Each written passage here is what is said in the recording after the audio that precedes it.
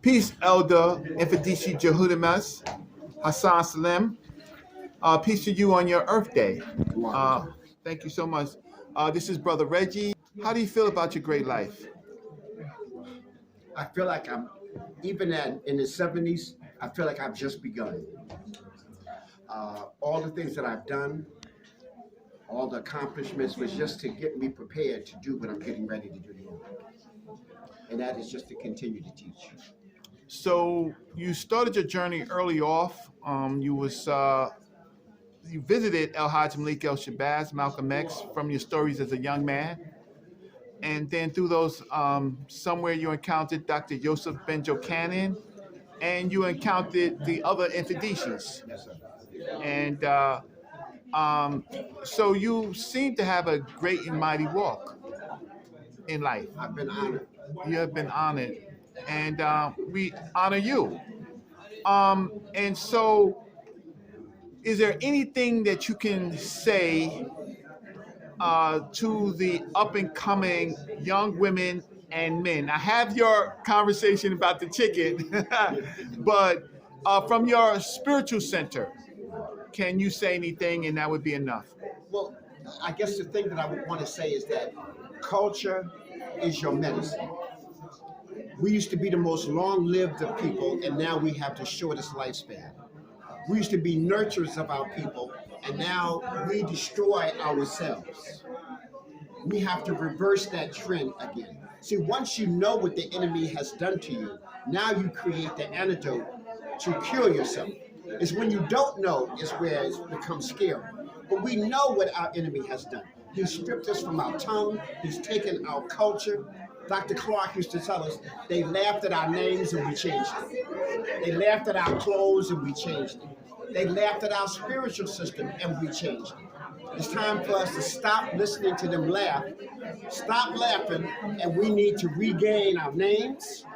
We need to rename our language, rename our culture, and from our culture, it will put us back in tune with nature. And nature is our teacher. See, we are the universe. People just go beyond just the mundane thing. We are the whole universe. The universe thrives through us, our heartbeat. Once we are healed, the earth will heal. Once the earth heals, the solar system begins to heal. And that echoes and permeates throughout the universe. And so we are an important ingredient. So I tell the young people, learn your history, learn your culture. And I know this sounds strange to some people, but this Madu Necha is the key, because it lets you know where everybody's getting their math from, everybody's getting their science, everybody's getting their engineering, everybody's getting their medicine. But Tesla created electricity by studying ancient chemistry. Okay, all those secrets is there. And we have only begun to know what is being done. And so study the Madu Necha, study this culture, and I don't care what part you live, I don't care where you live. This is our classical language. Go back to your cultural roots. On behalf of Black News 102 Sonetta Studios, congratulations on your Earth Day and much, much success. Dua. Dua. Thank you. People, I'm going to spend, it's going to be about 10 minutes. I'm going to end this by teaching through a story. I originally started out as a poet and a storyteller. And so I want to continue that in the line of being a professor, a scholar, a pre-scientist. So I want to take all of us on a small journey. I'm taking you back to the beginning of America, before it became the United States. As foreigners were coming to this land, destroying the native culture, this one particular family came from Great Britain, and they were extremely blessed. They got hundreds of acres of land free. They were given all types of animals, cattle, chickens, things of that nature. And so this was a new ordeal for the farmers. And they wanted to cultivate a chicken farm. Somehow in their psychic, a Native American told him that chickens was going to be a big commodity in this new country called America. And so you need to be into the chicken business. And so the farmer decided, yes, I'm going to be in the chicken business. And so he had this tremendous chicken farm. And he was blessed with hundreds of chickens. And he noticed that in this chicken farm, there was 1 or 2 chickens that didn't quite look like all the rest of the chickens, but they just kind of blended in. And so all the eggs were set out. So he had all the hens and everybody sit on the chickens, hatching, and eggs was just popping every day. There was new chickens being born. And all the chickens was obedient. And they were doing what chickens do, nothing. Running backwards, eating their own feces, the whole thing. But nothing but confusion. So the farmer looked and he saw this one particular egg. And it was a little bigger than the rest of the chicken eggs. And he said, boy, he looked at his prize chicken, whose name was Uncle Rufus. And he said, Uncle Rufus, he says, you sure this is a chicken egg? He said, yeah, it's just a little bigger than the other ones. Don't worry about it. This is gonna be, I'll take care of it. I'll take care of it personally. So finally, the chicken egg cracked, and out came this big chicken. And he had moves like the farmer never saw before. He said, you sure this is a chicken? Yeah. He said, Uncle Rufus, no, this is a chicken. So the chicken, they poured the chicken feed out, and he was the first chicken there. So Uncle Rufus pulled him to the side. He said, listen, you can't be so fast. You're going to draw unnecessary attention to yourself. You got to blend in with all the rest of the chickens. So he says, all right, Uncle Rufus, I'm going to try. He said, and the moves you get, you can't be doing that. Can't none of the other chickens do that. Just act like chickens, walk like chickens. And so he was starting to get the chicken thing down. Then all of a sudden, his cones start popping up on the head. And his feathers start curling up and getting big. And he said, Uncle Rufus, something's happening to me. He said, don't worry about that. I got some lye, some conch. We'll get that down. So they lied and conked it down. So he lay down and looked just like all the rest of the chickens. He said, I told you about being so fast. Okay, just slow down and just do what the other chickens just do. They ain't trying to do nothing important. You staring up at the sky and stuff like that. Stop that. And so he was getting along pretty good, acting like all the rest of the chickens, all confused, didn't know what he was doing, eating his own feces backwards. And then finally, one day he's out in the chicken coop, and a giant falcon came. And he landed up on top of the roof. And all the little chickens, all the chickens took cover. But he was standing there. And he was amazed by the majesty of this bird. And Uncle Rufus said, come, that's a falcon, he eats chickens. And so he said, no, Uncle Rufus, there's something about this particular bird. And the bird looked down at him and he said, you, what are you doing here amongst all these chickens? And he said, but I was a chicken. No, you are not a chicken. You are a mighty falcon. A falcon. Uncle Rufus said, no, don't listen. Don't listen. Trying to cover his ear. Don't listen. You are a mighty falcon. And your history is greater than any man-made chicken. And he looked up. He said, you sure? I said, I'm sure. He said, come, fly up here. He said, you know chickens can't fly. But you are not a chicken. You come from the beginning of time. You come from a lineage of the fastest creatures on the planet. You have extra eyelid. You can see at the sun. You can soar the clouds. Every creature, when there's a storm, seeks shelter, except for you. You can fly above the storm. And he said, Uncle Rufus, you hear that? Uncle Rufus said, don't listen. He lying. He lying. So finally he said, come. He said, you know I can't. He said, just try. So the little bird ran out, he jumped, bam, busted himself in the head, nothing happened. Uncle Rufus said, I told you. Leave that nonsense alone. So he tried again. Bam. And he got about 10 feet up in the air. He says, whoa, whoa. He came down again. He says, yes. He says, once you understand the essence of your history, once you understand the power and the majesty that's running through your veins, you will soar. And he goose pimples all over himself. He couldn't believe it. He said, I'm not a chicken. I'm not a chicken. And he tried again. And he got about 12 feet. And then he landed up on top of the roof. He said, I made it. I made it. He said, no, that's only the beginning. You just now know that you are not like all the rest of these chickens. You have to separate yourself from these chickens. You have to define yourself. You have to rebuild yourself. And you will soar in the sky. And the bird left. And Uncle Rufus said, get down off that roof or you kill yourself. And he said, no, Uncle Rufus, I like this. And he started flying around the coop. And he landed. And the farmer came out and said, what's all this commotion? And he threw the chicken feed out, and all the chickens started running.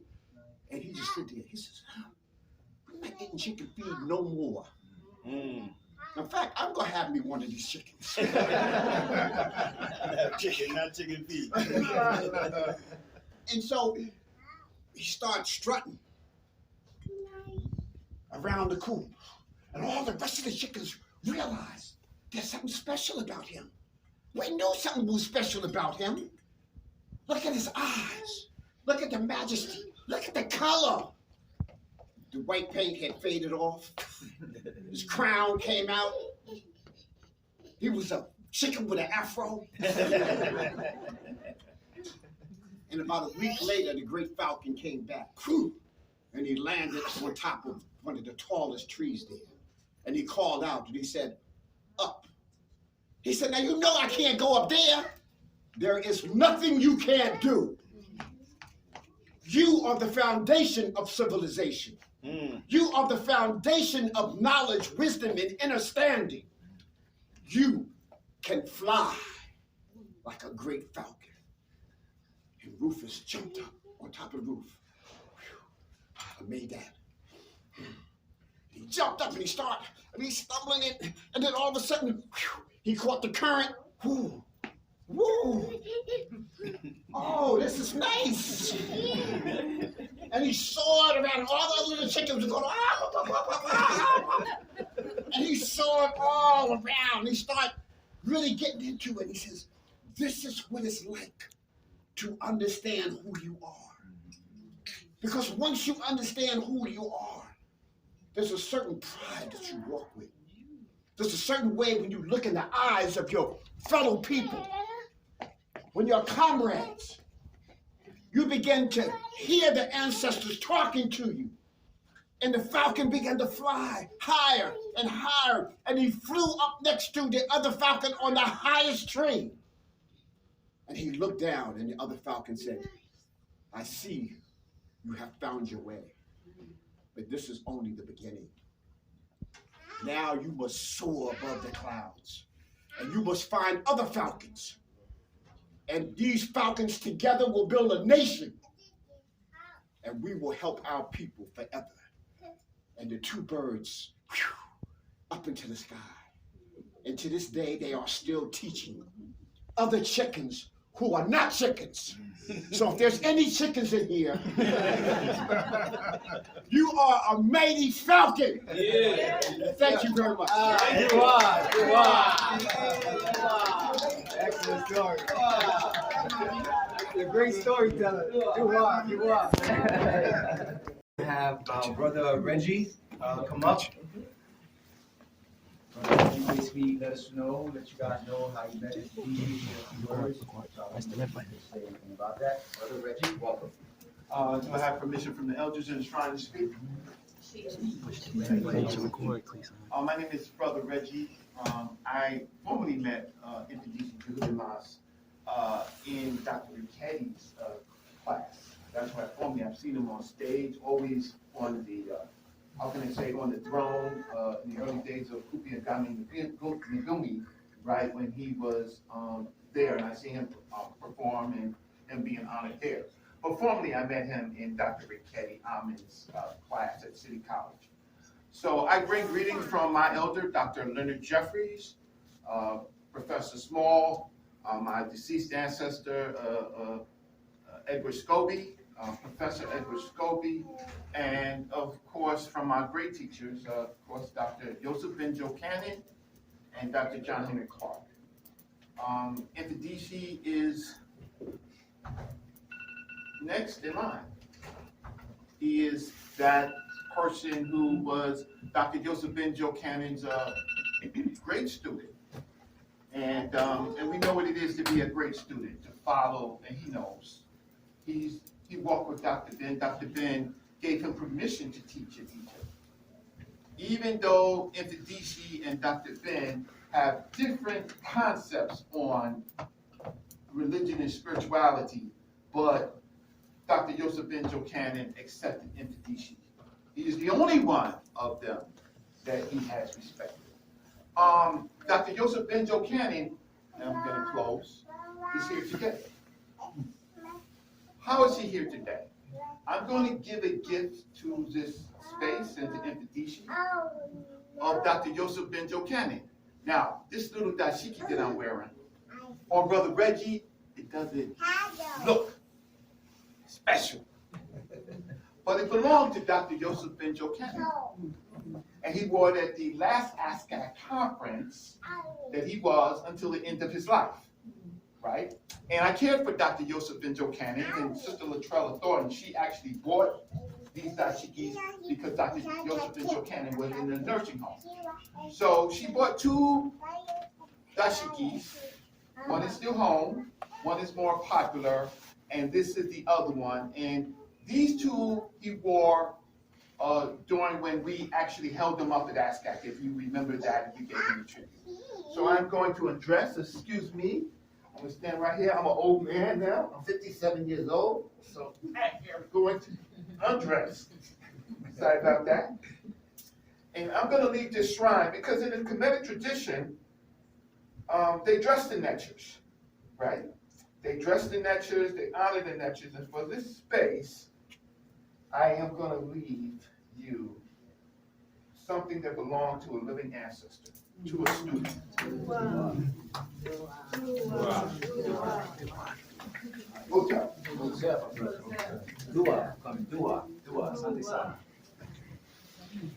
Auspicious occasion. Let's do it again next year. I got you booked already for that? Okay. Again, we want you all to be a part of the family of the museum. That's right. This is our culture. This is our history. This is our story. We were fortunate enough to get someone to bring us a Cuba king from the Congo. That's right. But it cost $3,700 to get it here. We don't have the funds for it, and if you could find it in your heart to make a generous donation to contribute to getting this, we would appreciate it. He is the royal king who was the resistance to the Belgians. Yeah. When the Belgians first came into the Congo, he led the resistance to them, and he drove them off. So he was in Cameroon? now he wants to be here. That's right. He wants to be here. Harlem. Part of the family. What we've done here with this exhibit, in a sense, is we've incorporated Central Africa, West Africa, and East Africa, because we want visitors to come to experience this, to know that all the continent was Africa. The culture was the same all over. So the royal people have come from far and wide to celebrate Kemet, to celebrate the beginning. And that's what we want. That's what we want to do here. So thank you all. And again, please do come back. Tell your friends, family. How do we donate? How do we donate? Tell the people how to donate. Okay. If you can go on the website, genesismuseum.org. Oh, okay. Yeah, I give everybody a card. I know this is for media. Right. Okay. Genesis what? Museum.com. Museum.org. .org. .org as in organization. So it's one word, genesismuseum.org. What's the phone number? 646-408-2000. What's your Cash App? I'm not sure. I believe it's the same. Is your phone number? Is your phone number? I mean, my phone number will get you there. Yes, yes. It goes right into the museum account. So yes, 646-408-2000. And set up we have a donation box, so those people who want to just contribute to the box, they can put it, check in, put cash in, whatever. So make the box available, put it near the door. Got it. And you heard it from the master. So again, thank you. We will have more activities like this. We want to start the lecture program, the lecture series, and we want to do that on a continuous basis. Baba Jeffries was supposed to be the first speaker, but of course we know right now his health is not in the best, so we're waiting for him to recover, to bring him here to start that whole lecture series. Okay? Just know that here in America, there's no other place like this. Yes. There's no other place like this. And in the whole world, there's no other museum that has the same purpose, and that is to document the history, art, and culture of African people in the diaspora throughout history, and wherever Africans went throughout the world, we want to document that history. We want to put it on display. We want to, this space here is just a showroom for what we can do, what we want to do. And what we want to do is we want to start a campaign to get the property on 125th Street, 260 West 125th Street, Mark 125, has sat there for 25 years now, vacant, because the politics around it is fierce. And so they didn't want to, what the city would like to do with this space is bring a commercial entity in there, McDonald's or something like that. We say no, that should be the Museum of International Black Culture. That will solidify Harlem community as the cultural capital of the world.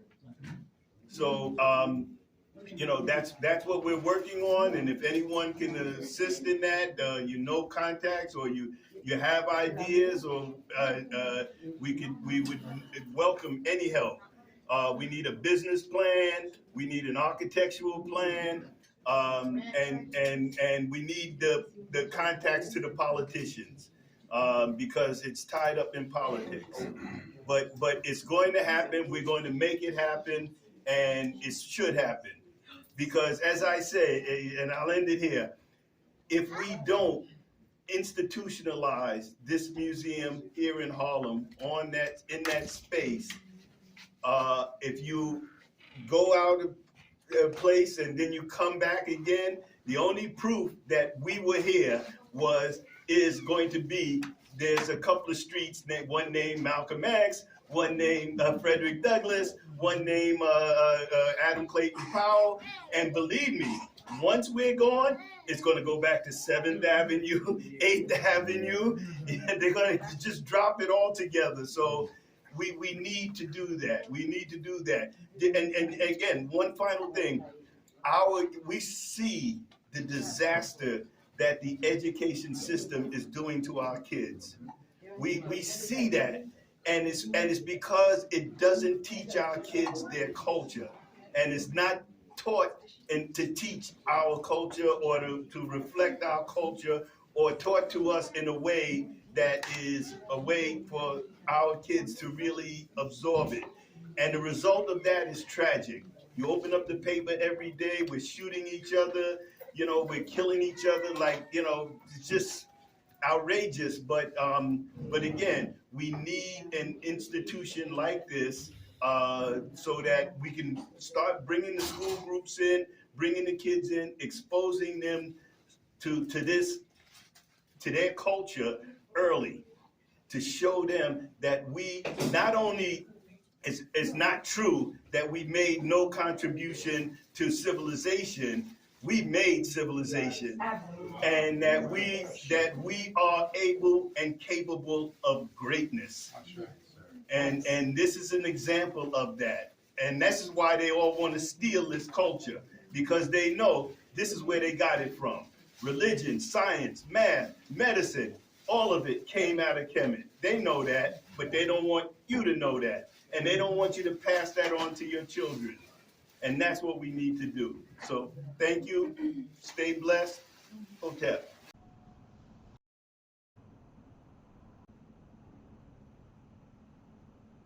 Wazuri, jina langu ni Menefa Ma'at. Iya Hotep, Abut Akem, Red E, Menefa Ma'at. That means greetings in Kiswahili to my family, and greetings to my family in Mabunacha. Mfundishi, inspiring, so inspiring. I really do feel like I represent the younger community that has been studying under Mfundishi. I'm 34 years old, and I see a lot of people who are in my age bracket. They're out, they're partying, they're enjoying life, they're drinking, they're eating meat, fried chicken, all the goodies, all the sugar, all the good stuff. But just being and seeing Mfundishi on YouTube, I'm like, I gotta get to this brother. I gotta get to this elder. I gotta get to this information. I'll keep this as short as I can. I ended up getting Mfundishi's book, literally read it from cover to cover. Every time I was on my lunch break at work, I would go and take this book with me. I would journal.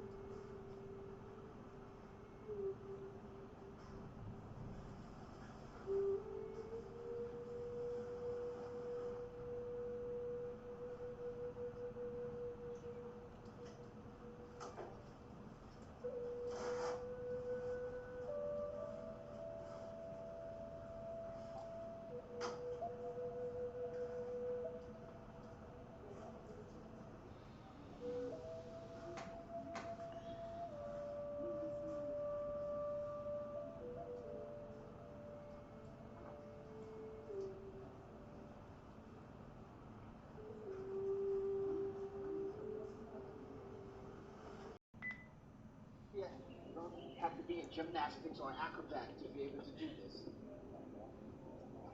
But the idea is that we're trying to, remember earlier you heard me talk about when nature's in harmony and we're following nature, we can be in harmony. So the idea is to imitate some of the best of nature that can be incorporated in our human form.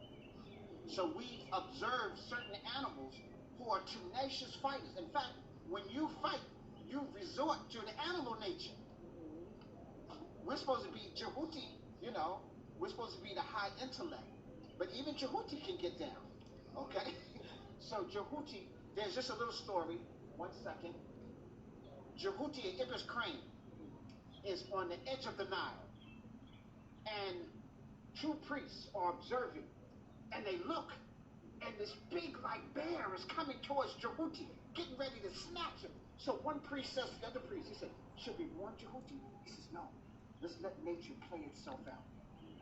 And so the two priests just push the deceit plant to the side, and they peer through hot. And they look, and Djibouti is on one. And they're like, and the one priest is like, I think he's gonna get killed. He said, shh, just let nature play itself out. And so as the bear moves in, he thrashes out at Jhuty. Jhuty jumps up, kicks him in the chin, picks his eye out. Eyes away. The bear falls into the water with his eyeball out. Right? His throat almost dangling in the water. And the bear just succumbs and drowns. So the small little bird defeated this giant bear simply by two forms. One, stillness. Through stillness, there is great power. And through quickness, great power. And so the priests decided, we shall add Djibouti to our wardrobe of fighting techniques. So now this forms. So, give me, so that can I add something? So that was my art. Chaos and order. Yes. Djibouti, pole pole. Anam. Djibouti. On.